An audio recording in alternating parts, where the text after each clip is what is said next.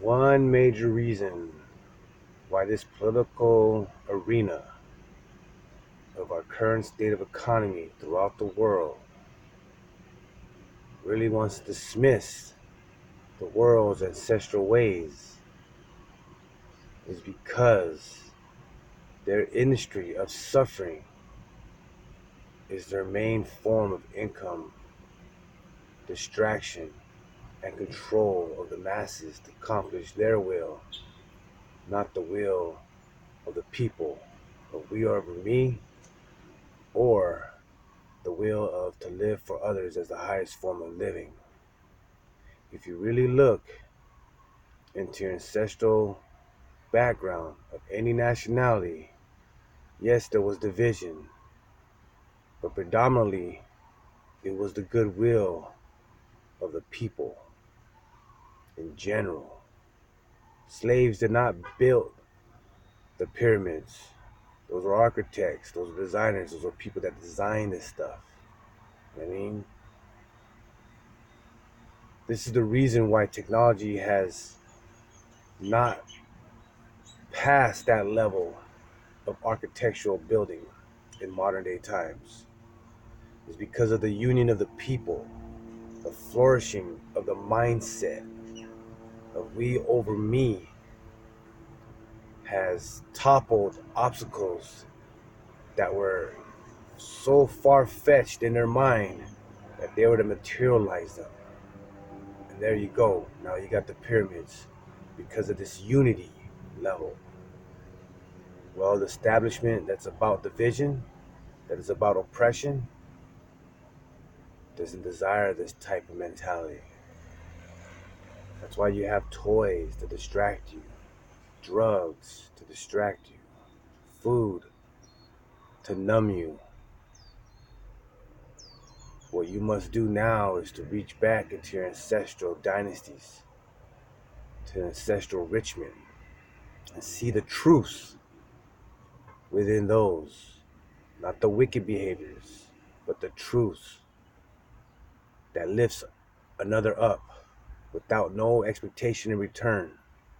Apply these disciplines and start gathering the heart of our ancestors to revive within you as you walk moment to moment in your life today. So you can be aware of the traps, the enslavements, the willingness that you join the fraternity of suffering. So that way you could be aware of that to avoid that. Defense drive around that and invest your money and your energy into the well-being of others without no expectation in return, so you can see the blessings and the treasures that rise within you as the treasures has risen in our ancestors from all walks of nationalities throughout the world. Predominantly pre-contact era, they walked one with nature. There was no division.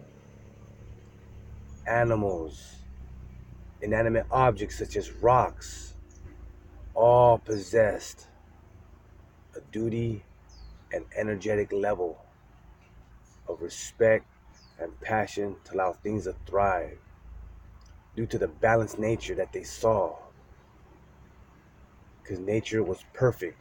Therefore, their example to live perfect was to follow nature. The establishment of corruption, the establishment of suffering in this modern time and in the past, they destroy nature. They bury the ancestral ruins. They bury the ancestral teachings of unity and present what? War and division as predominantly their role in survival of all our history and our past. You look in every single museum, that's what they emphasize the most. Every single history book, this is what they emphasize, how they were conquered.